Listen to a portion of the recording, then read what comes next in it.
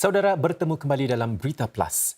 Setiap kali Ramadan menjelang, Qaryah menjadi nadi yang menyemarakkan kebersamaan masyarakat dengan penganjuran solat tarawih di ruang perumahan awam. Namun di sebalik kerancakan itu, Qaryah yang sudah lama bertapak kini berdepan persoalan peralihan kepimpinan. Sejauh mana ia bersedia membuka ruang kepada generasi muda untuk meneruskan legasi yang dibina sejak puluhan tahun. Dua Qaryah tempatan berkongsi usaha mereka membentuk barisan pelapis bersama wartawan kami Syazwani Sanid. Sejak usia 10 tahun, Muhammad Raja Fauzan Muhammad Raja Faisal sudah biasa ke Dewan Serbaguna dekat rumahnya di Pasir Ris untuk menunaikan solat tarawih. Kini, pada usia 23 tahun, beliau bukan lagi sekadar jemaah Qaryah Blok 757B Pasir Ris Street 71, malah satu-satunya wakil generasi muda dalam jawatan kuasa 8 anggota. Fauzan berperanan mengendalikan media sosial, menyelaras sukarelawan muda dan berkhidmat sebagai Bilal. Memang tak ramai banyak muda yang buat ni kerja lah kan. Mungkin for now diorang belum berani macam nak take in charge. So lepas tu pun ada banyak responsibilities and so on. Ada sekolah, ada NS, families kan.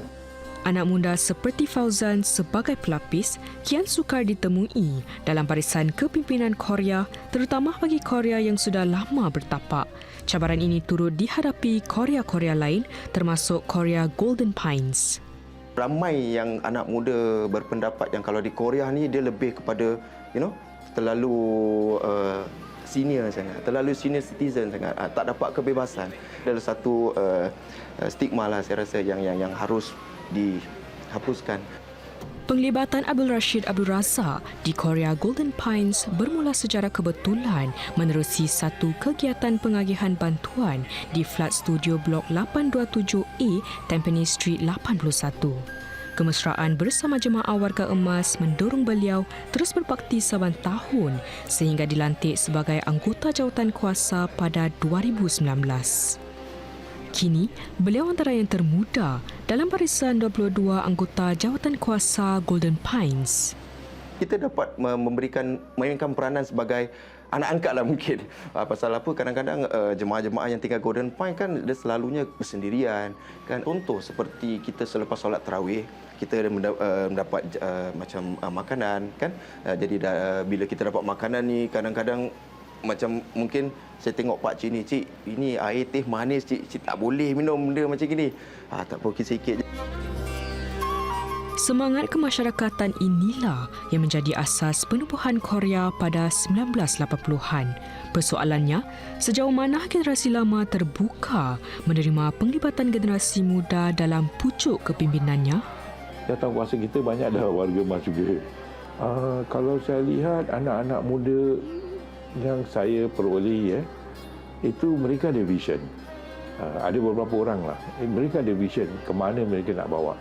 Yang senior selalu kita kasih tahu mereka to give way lah.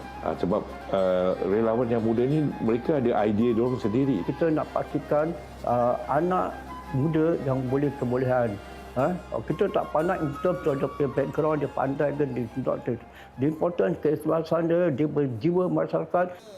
Media sosial antara pembaharuan yang diperkenalkan golongan muda dan diakui berkesan mendekati masyarakat, khususnya golongan muda untuk mengimarahkan Qaryah ini.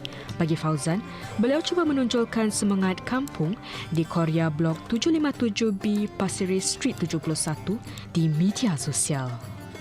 Saya capture macam dalam video kita, gambar kita capture macam kita duduk bersama kan, di tempat karya kita. Saya tak dapat duduk kat kampung.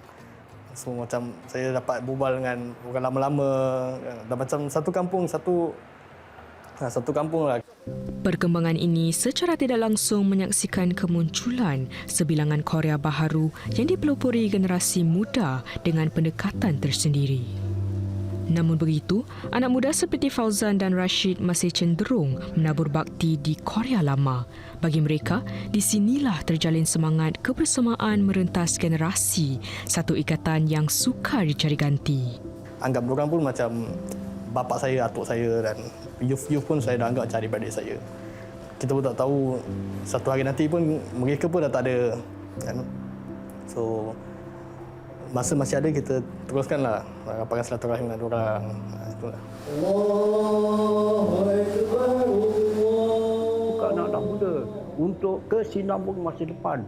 Jadi satu ketika nanti kita akan mundur belakang. Mereka harus terus majukan apa yang kita dah buat. Dan kita tak akan tinggalkan begitu aja. Kita akan dorong mereka dari belakang. Kita bekerja dengan warga emas, kita dapat satu benda yang saya rasa tak dapat dibeli dengan duit, which is pengalaman dan kata-kata nasihat daripada Patah tumbuh, hilang berganti.